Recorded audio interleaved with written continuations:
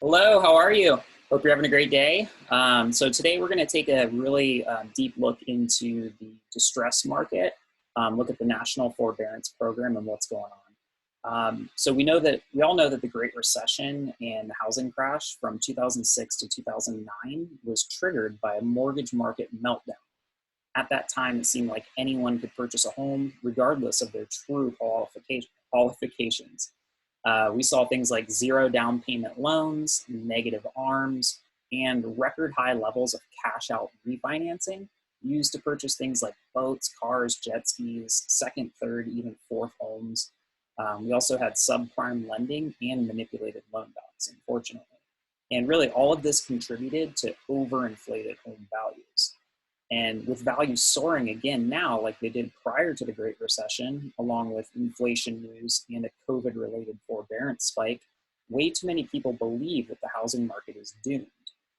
So let's take a look at the facts, and we're going to see that this is not true. We are not on the brink of a housing crash, and there will not be a wave of foreclosures. And here we got to look deeper, and we got to take a look at the huge number of households that have already exited forbearance. And this is really going to tell us why. So we all know that a ton of homeowners turned to forbearance during the pandemic amidst the economic shutdowns and slowdowns. Look at these numbers here, though, and look at where it was in 2008 and 2009. And today, 3.4% of all mortgages are in forbearance, which is about 1.7 million homeowners. And the vast majority of those that remain in forbearance will perform and are not going to end up in a foreclosure or a short sale. So we're going to see here on the next slide. Here we have a chart that shows the sheer amount of people that have already exited. Over 5.2 million have exited as of mid-June. And the vast majority, 90%, are either current and paying on time or have paid off the balance of their loan in full.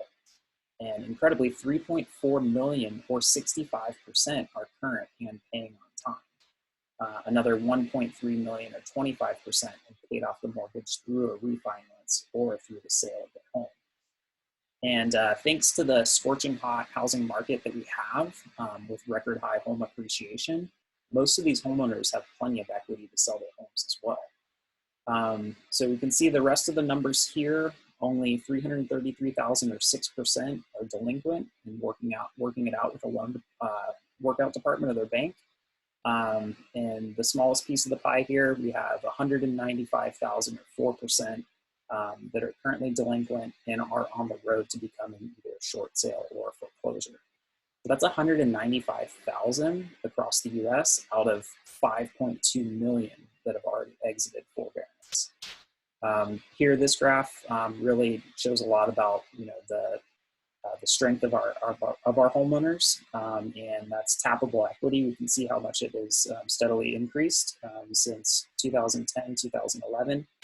And 87% of the remaining homes in forbearance have at least 10% equity, and that's more than enough to sell and to walk away with a little proceeds.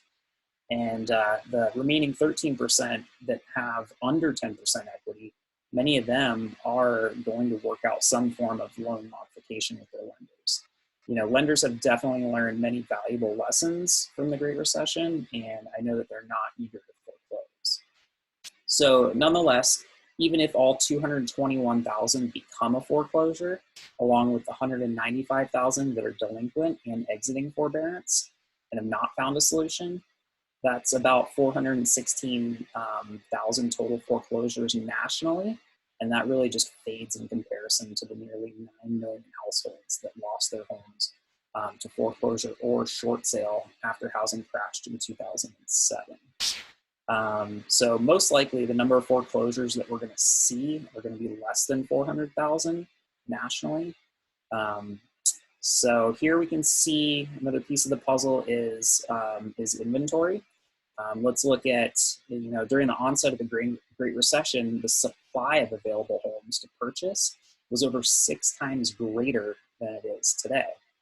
And today there are about 3,100 homes active on the market throughout San Diego County, and which is an extremely low number. But the thing is, if you're thinking about purchasing and making a move, don't let this stop you, because we have ways. Your ideal home is out there and we have the means to be able to find it. You just need to talk about it and we'll find it for you. It's important to note that there are currently only 12, yes, only 12 foreclosures and short sales available in all of San Diego County. And at the end of last year, there were about 122 distressed listings in all of Southern California. So as forbearance ends, these numbers are going to increase from their all-time lows, but the little rise that we're going to see is really going to be undetectable within the marketplace. I mean, I think we're looking at probably 500 to 600 total distressed listings throughout all of SoCal in the year 2021. On top of that, we can see here that, basically what we know, that there's not going to be a wave of foreclosures due to forbearance.